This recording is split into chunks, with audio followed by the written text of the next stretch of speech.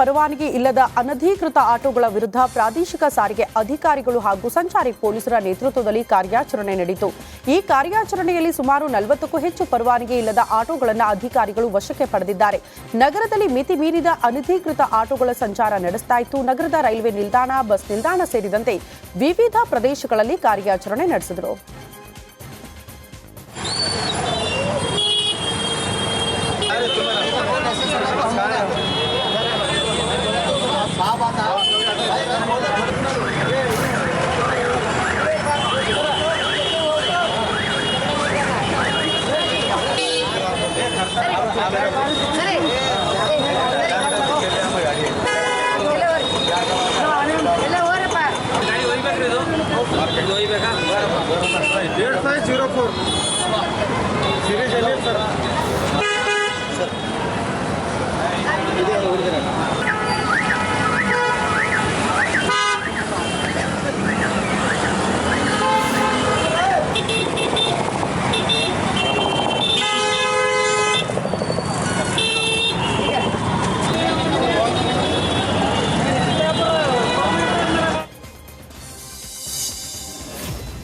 ಹುಬ್ಬಳ್ಳಿಯಲ್ಲಿ ಕ್ಷೌರಿಕರ ಮೇಲೆ ಬಿಜೆಪಿ ಮುಖಂಡ ದರ್ಪ ತೋರಿದ್ದಾರಂತೆ. ಈ ಘಟನೆ ಹುಬ್ಬಳ್ಳಿಯ ನವನಗರದಲ್ಲಿರುವ ಹೇರ್ ಕಟಿಂಗ್ ಸಲೂನ್ನಲ್ಲಿ ನಡೆದಿದೆ. ತನ್ನ ಮಗನ ಹೇರ್ ಕಟಿಂಗ್ ವಿಚಾರವಾಗಿ ಬಿಜೆಪಿ ಮುಖಂಡ ವಿಜಯ್ ಕುಮಾರ್ ಅಪ್ಪಾಜಿ 3 ಜನ ಕ್ಷೌರಿಕರ ಮೇಲೆ ಹಲ್ಲೆ ಮಾಡಿದ್ದಾರಂತೆ. ಸಲೂನ್ಗೆ ನುಗ್ಗಿ ಏಕಾಏಕಿ 3 ಜನರಿಗೆ ಹಿಗ್ಗಾಮುಗ್ಗಾ ಥಳಿಸಿ ದರ್ಪ ಮೆರೆದಿರುವ ದೃಶ್ಯ ಸಿಸಿಟಿವಿಯಲ್ಲಿ ಸೆರೆಯಾಗಿದೆ. ಧಾರವಾಡ ಜಿಲ್ಲೆಯಲ್ಲಿ ಕಡಲೆಗೆ ಕೀಟ ಬಾಧೆ ಶುರುವಾಗಿದೆ. ನಿರಂತರ ಮೋಡ ಮುಸುಕಿದ ವಾತಾವರಣದಿಂದ ಕೀಟಗಳು ತುಂಬಾ ವೇಗವಾಗಿ ಬೆಳೆದು ಕಡಲೆಯನ್ನ ತಿನ್ನುತ್ತಿದೆ. ರೈತರು ಕಡಲೆ ರಕ್ಷಣೆ ಮಾಡುವುದಕ್ಕೆ ಕೀಟನಾಶಕಗಳ ಮೊರೆ ಹೋಗಿದ್ದಾರೆ. ಜಿಲ್ಲೆಯಲ್ಲಿ ಸುಮಾರು 75,000 ಹೆಕ್ಟೇರ್ ಪ್ರದೇಶದಲ್ಲಿ ಕಡಲೆ ಬೆಳೆಯಲಾಗಿದೆ. ರೈತರು ಕಡಲೆ ಸಂಪೂರ್ಣವಾಗಿ ಕೀಟಕ್ಕೆ ತುತ್ತಾಗುವ ಆತಂಕದಲ್ಲಿದ್ದಾರೆ. ಅಚಾನಕ್ ನೋಡ್ರಿ ಅಂದ್ರಿ ಅಟೋತ್ಗೆ ನೀವು ಇದ್ದು ಕಂಡಿತು ಅಂದ್ರೆ ಬರ್ತೈತ್ರಿ ಚಾರ್ಜ್.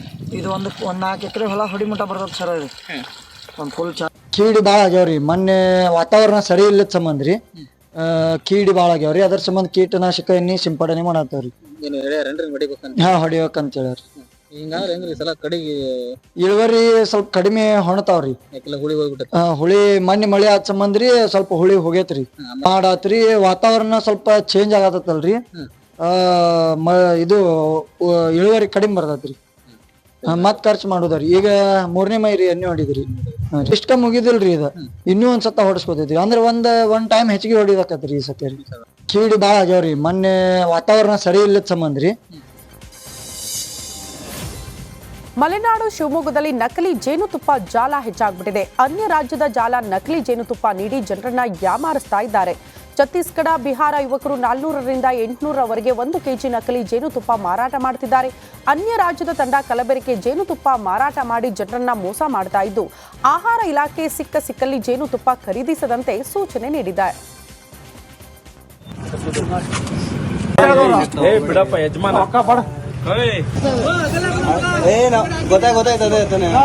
ನಾ ಕೇಳಿದ್ರೆ 250-300 ರೂಪಾಯಿ ಸ್ವಲ್ಪ ಏನ್ ಮಾಡ್ತಾ ಇದೀರಿ ಅಂತ ಕೇಳನಲ್ಲ, ಅದಕ್ಕೆ ಯಾವಾಗ ಇಸ್ಕೊಂಡು ಹೋಗಿದ್ರು? 600 ರೂಪಾಯಿ ಕೊಟ್ರ 1 ಕೆಜಿಗೆ.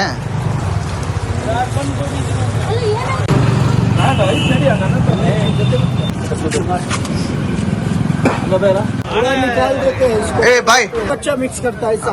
ओरिजिनल नहीं है ना डालो. अरे भैया ये नहीं इससे डालना. देखो पूरा निकाल देते हैं इसको. ए भाई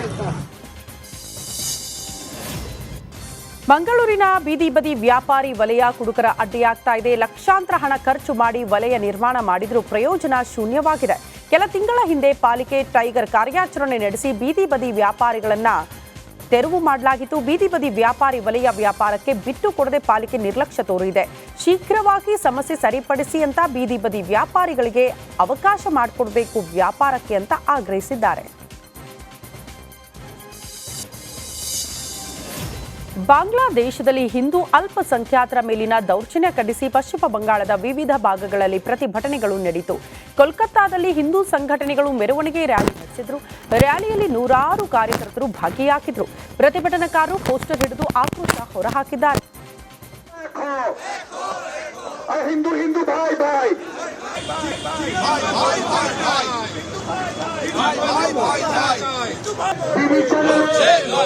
চোখ খুললেই দেখতে পাবেন চোখের সামনে।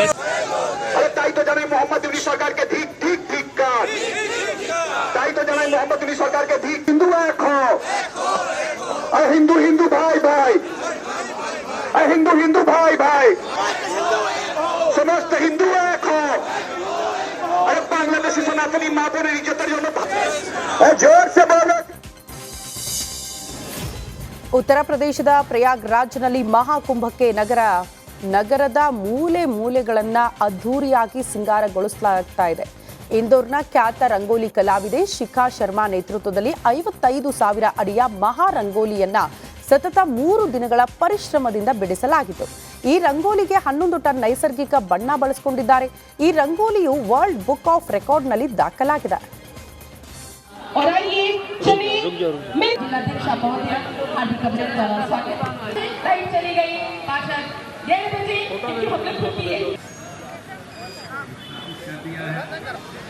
प्रयागराज के प्रथम नागरिक मान्यों के साथ रहे पूर्व पार्षद वरिष्ठ जयगिरी, जो भी प्रयागराज के सम्राट नागरिकगण पूरी दुनिया में एक अलग महत्व है. ವಿಶ್ವ ಚೆಸ್ ಲೋಕದಲ್ಲಿ ಮತ್ತೊಂದು ಧ್ರುವ ತಾರೆಯ ಉದಯವಾಗಿದೆ. ಸಿಂಗಾಪುರದಲ್ಲಿ ನಡೆದ ವಿಶ್ವ ಚೆಸ್ ಚಾಂಪಿಯನ್ಶಿಪ್ನಲ್ಲಿ ಭಾರತ ಇತಿಹಾಸ ನಿರ್ಮಿಸಿದೆ. 18ರ ಹರೆಯದ ಡಿ ಗುಕೇಶ್ ಚೀನಾದ ಡಿಂಗ್ ಲಿರೆನ್ರನ್ನ ಸೋಲಿಸುವ ಮೂಲಕ ವಿಶ್ವ ಚಾಂಪಿಯನ್ ಆಗಿ ಹೊರಹೊಮ್ಮಿದ್ದಾರೆ. ವಿಶ್ವನಾಥನ್ ಆನಂದ್ ನಂತರ ಈ ಪ್ರತಿಷ್ಠಿತ ಪ್ರಶಸ್ತಿ ಗೆದ್ದ ಮೊದಲ ಭಾರತೀಯ ಎಂಬ ಹೆಗ್ಗಳಿಕೆಗೂ ಗುಕೇಶ್ ಪಾತ್ರರಾಗಿದ್ದಾರೆ. ಡಿ ಗುಕೇಶ್ ಸಾಧನೆಗೆ ಅಭಿನಂದನೆಗಳ ಮಹಾಪೂರವೇ ಹರಿದು ಬಂದಿದೆ. ಪ್ರಧಾನಿ ನರೇಂದ್ರ ಮೋದಿ ಕೂಡ ಗುಕೇಶ್ಗೆ ವಿಶ್ ಮಾಡಿದ್ದಾರೆ.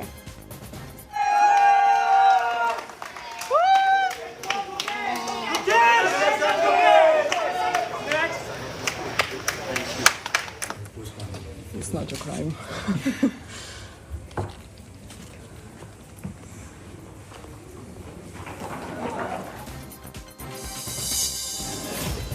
ತಮಿಳುನಾಡಿನಲ್ಲಿ ಮಳೆಯ ಅಬ್ಬರ ಜೋರಾಗಿದೆ. ಚೆನ್ನೈ ಹಾಗೂ ತಿರುವಣ್ಣಾಮಲೈ, ತೂತುಕುಡಿ ಪ್ರದೇಶದಲ್ಲಿ ಭಾರೀ ಮಳೆಗೆ ಜನಜೀವನ ಅಸ್ತವ್ಯಸ್ತಗೊಂಡಿದೆ. ರಸ್ತೆಗಳು ಕೆರೆಯಂತಾಗಿ ವಾಹನ ಸವಾರರು ಪರದಾಡಿದ್ದಾರೆ. ಮನೆಗಳಿಗೆ ನೀರು ನುಗ್ಗಿ ಜನ ಕಂಗಾಲಾಗ್ಬಿಟ್ಟಿದ್ದಾರೆ. ಹವಾಮಾನ ಇಲಾಖೆ ಭಾರೀ ಮಳೆಯ ಮುನ್ಸೂಚನೆ ನೀಡಿದ್ದು, ತಿರುವಣ್ಣಾಮಲೈ ಜಿಲ್ಲಾಡಳಿತ ನೆರೆ ಪೀಡಿತ ಪ್ರದೇಶದಲ್ಲಿ ಎಸ್ಡಿಆರ್ಎಫ್ ತಂಡವನ್ನ ನಿಯೋಜನೆ ಮಾಡಿದೆ.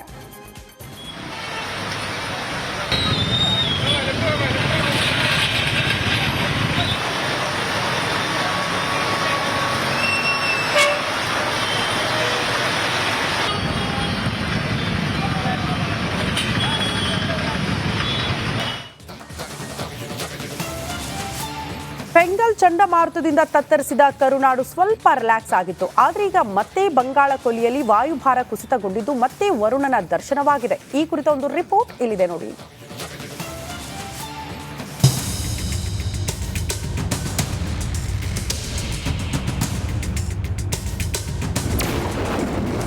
ಬಂಗಾಳ ಕೊಲ್ಲಿಯಲ್ಲಿ ವಾಯುಭಾರ ಕುಸಿತ, ಕರುನಾಡಿನ ಹಲವೆಡೆ ನಿರಂತರ ಮಳೆ.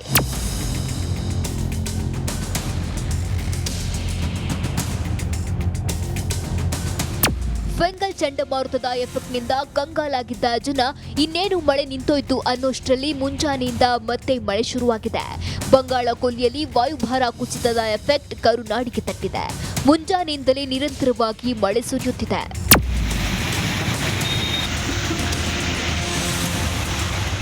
ಬೆಂಗಳೂರು ನಗರ ಸೇರಿ ಹಲವೆಡೆ ಸತತ ಮಳೆಯಾಗ್ತಿದೆ. ದೊಡ್ಡಬಳ್ಳಾಪುರ, ದೇವನಹಳ್ಳಿ ಸುತ್ತಮುತ್ತ ಎಡಬಿಡದೆ ಮಳೆ ಸುರಿಯುತ್ತಿದ್ದು, ಜಿಡಿ ಮಳೆಗೆ ರೈತರು ಕಂಗಾಲಾಗಿದ್ದಾರೆ. ಕಳೆದ ವಾರದ ಮಳೆಗೆ ರಾಗಿ ಮೊಳಕೆ ಹೊಡೆದಿತ್ತು. ಇದೀಗ ಕಟಾವಿಗೆ ಮುಂದಾಗಿದ್ದ ರೈತರಿಗೆ ಮತ್ತೆ ಮಳೆ ಕಾಟ ಶುರುವಾಗಿದೆ.